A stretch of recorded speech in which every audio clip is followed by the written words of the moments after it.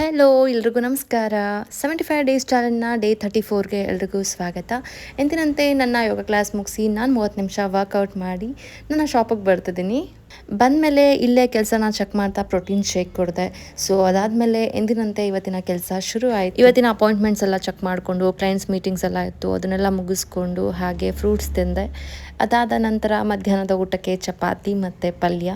So ಇದನ್ನು ತಿಂದು evening ತುಂಬ ಜನ ಕ್ಲೈಂಟ್ಸ್ ಬರ್ತಿರ್ತಾರೆ. ಅದ್ರ ಮಧ್ಯೆ ಮುದ್ದಾದ ಪುಟಾಣಿ ಒಂದು ಬಂದಿದ್ದರು, ಸಖತ್ ಹ್ಯಾಂಡ್ಸಮ್ ಬಾಯ್. ಇವರ ಮೆಷರ್ಮೆಂಟ್ ತೊಗೊಳ್ಳೋಷ್ಟರಲ್ಲಿ ನಮ್ಮ ಸ್ಟಾಫ್ಗೆ ಸಾಕಾಗೋಯಿತು.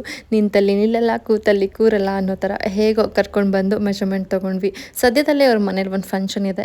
ಆಲ್ಮೋಸ್ಟ್ ಅವ್ರ ಮನೆಯದೆಲ್ಲ ಆರ್ಡರ್ಸ್ ನಮಗೆ ಕೊಟ್ಟಿದ್ದಾರೆ. ಅದೆಲ್ಲ ಕಂಪ್ಲೀಟ್ ಆಗುತ್ತೆ ಇನ್ನೊಂದು 2-3 ಡೇಸಲ್ಲಿ. ಆಮೇಲೆ ಈವ್ನಿಂಗ್ ಸ್ನ್ಯಾಕ್ಸ್ ಟೈಮಲ್ಲಿ green tea and dry fruits, ಇದ್ರ ಜೊತೆಗೆ ಒಂದು ಫ್ರಾಕ್ ರೆಡಿ ಮಾಡಬೇಕಿತ್ತು. ಅದರದ್ದು ಪ್ಲೀಟ್ಸ್ ಎಲ್ಲ ಹಾಕಿ ರೆಡಿ ಮಾಡ್ತಾ ಇದ್ದೀನಿ. ಆ್ಯಂಡ್ ಇದಾದಮೇಲೆ ನಾನು ಸ್ವಲ್ಪ ಈಚೆ ಕೆಲಸ ಇತ್ತು, ಹೋಗಿದ್ದೆ, ಅಲ್ಲೇ ಜ್ಯೂಸ್ ಕುಟ್ಕೊಂಡು ಬಂದೆ. ಅದೇ ಇವತ್ತಿನ ನನ್ನ ಡಿನ್ನರ್. ಸೊ ನನ್ನ ದಿನ ಮುಗಿಸ್ತಿದ್ದೀನಿ. ನಾಳೆ ಸಿಗುವ. ಬಾಯ್.